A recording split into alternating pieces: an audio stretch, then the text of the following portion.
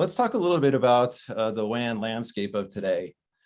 So as we speak with our customers, typically in reviewing their WAN architecture, it falls into three buckets. And each really encounters some limitations in building out their network with traditional network infrastructure. So if we look at just those traditional MPLS networks and the customers that are still using MPLS to connect all of their endpoint locations via private network connectivity, that's kind of the first bucket that we'll talk about. Then we'll also review transitioning from MPLS into SD-WAN. So how can I build out that network infrastructure to have that reliable performance and latency across the network that I see from MPLS and bring that into SD-WAN? We'll also talk through existing SD-WAN deployments. So as we see customers that have adopted SD-WAN, 3-4 years ago, they didn't want to fully rely on the internet, so they would still utilize some of that MPLS underlay. So a lot of customers that we're working with, if they have deployed that SD-WAN environment, they still have some type of combination of internet and MPLS in their underlay to support their SD-WAN. So first, let's talk about some of the keys to modernizing SD-WAN infrastructure. So we all want to deploy faster. We all want to move faster. I certainly would love to run faster. If somebody has a webinar on how they can modernize my legs, I'd certainly be interested in that. But when we look at SD-WAN infrastructure and moving faster, we always know that users are becoming more distributed, applications are becoming more distributed. So we need to be working with a platform where we can deploy this underlying infrastructure in real time. So having a point and click type of model. Long gone are the days of relying on traditional network connectivity where I reach out to a carrier, I ask them to turn up a location. That's just not going to support the needs of the business today. We need to be able to add branches. We need to be able to add service providers all under one unified platform. Reducing WAN optics and moving to a pay-as-you-go model. So you want to get locked into long-term contracts. If I want to connect to AWS, maybe I want to move to another edge point and connect to AWS, or maybe I want to add GCP. I want to be able to add and move those connections as I see fit and moving my spend where it's appropriate. So long gone are the days to sign up for those contracts. We want to have that kind of cloud consumption model to where I can build that network infrastructure really in the same way that I'm building my resources in the cloud. And then avoiding duplication of network overhead and resources. So in the traditional sense of network connectivity, if I'm turning up a private connection on my MPLS to a branch, maybe I want to move that branch or want to get rid of that branch. I can be tied into contracts for those endpoints with my service providers. So we want to integrate that all into a platform. We want to have the flexibility to move branch sites, add locations on demand.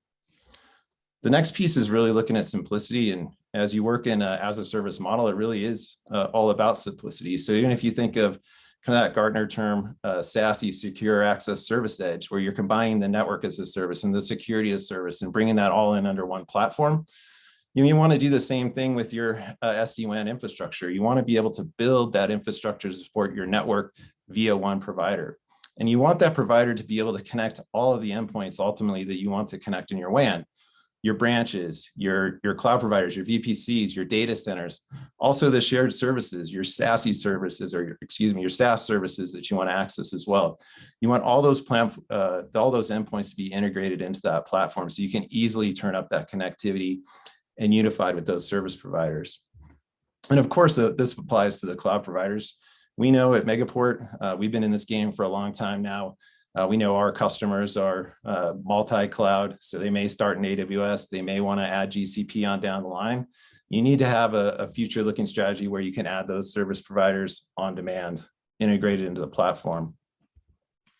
The next piece is security and performance. So as we're talking with customers that have this traditional underlying network infrastructure, one of the reasons that they don't really prefer to get rid of it is around security and performance. So you want to work with a network as a service provider that's going to have a global scale. So you're able to bring the edge of your network closer to your users or closer to your branches, and also tie in those applications at that same point. So you are still seeing the type of performance, not relying on the internet, but still taking the private connectivity into the cloud. So really localizing your routing decisions via one service platform. And you want to have the ability to integrate with the top SD-WAN providers so that you can take advantage of their technology. So as they're building out their additional security functionality and their networking functionality, you want to be integrated with those SD-WAN providers to build out your infrastructure. So when we really talk about Megaport Virtual Edge, and I'm just going to quickly touch on the Megaport Virtual Edge. We have 3 slides of where we'll go over it, but Megaport Virtual Edge really can drive the modern network infrastructure to support your network and security and the service needs. So as we look at it now, our customers and partners have the ability to host network functions virtually on top of the Megaport network, on top of Megaport supplied compute. So if we look at the example here in the diagram, customers can now work with the SD-WAN vendors that are integrated with Megaport. They can deploy their those licenses on top of Megaport's supplied compute globally. They can now build out what I like to call virtual POP locations where they need them, when they need them, or virtual edges on the Megaport network. And this is going to allow customers to utilize short hop first mile connectivity through the internet, where they're building VPN tunnels through their SD-WAN overlay. But now they're also then able to build out private network connectivity across the longer paths. So they'll be able to build out private connectivity to the cloud providers, private connectivity to over 700 enabled data centers across the Megaport fabric. They'll also be able to connect MVEs, so they'll be able to build out private backbone connectivity between regions on a global scale. So those of you who are familiar with Megaport and used our network as a service platform, now you can still access all those endpoints and build private connectivity on demand, but you can integrate your SD-WAN overlay over the top. So really building out that WAN architecture to support all of your endpoints. Where have we deployed MVE? Well, Megaport's a global company, and we're going to continue to be global and expand. So we have regions, locations throughout APAC, North America, and Europe. So if you're a global company or running a global business, or you're looking to expand, we've certainly got the options to expand with you. Now, where did we deploy the Megaport Virtual Edge, or how is it deployed within these regions or markets? If we look at Sydney, Australia, for example, we've deployed our resources within 2 physical data centers. I kind of like to look at this from a cloud perspective, because customers really are utilizing the Megaport cloud to host their network functions on our platform.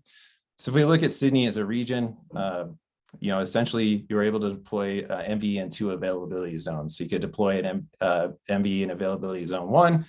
You could also then deploy an MVE in availability zone 2. So if you do have the ability to build high availability solutions across the Megaport network, and then you can also potentially, if you wanted to have diversity in deploying in multiple cities, you could deploy in Melbourne as well, right? So we've got a ton of resources with MVE and locations for you to deploy, and we're going to continue to expand. So if you don't see the location where you want the service today, reach out to us. We'd certainly love to get your feedback. The other piece of this, when we talk about modernizing your network infrastructure, now if you potentially expand into another region, or the customer expands into another region, they can expand their network edge presence via MVE, integrate that into their SD-WAN environment. So it's a great way to be able to deploy virtual data center resources without having to have physical stack in a new region. So what are you buying from Megaport? So I'm just going to touch on this real quick, but with the MVE, it comes as a package. So you're actually going to get the compute, and it's built in small, medium, and large. You're also going to get that IP transit. So if I buy a small MVE, I'm also going to get the corresponding 500 megs of IP transit. If I buy a large, I'm also going to get the 5 gigs of IP transit. We also provide DDoS protection on those internet connections connected to MVE. And we also provide the IP addressing as well, so the public endpoint that you can connect to. If we look just kind of at typical SD-WAN endpoints, this is just a general guide that we get from the vendors that you see below. Certainly, just depending on your requirements, this is going to fluctuate, but on a small, this could potentially connect 40 endpoints. On a large, that's up to 500. So this is just general guidance based on the CPUs and the IP transits that's associated with the MVE service level.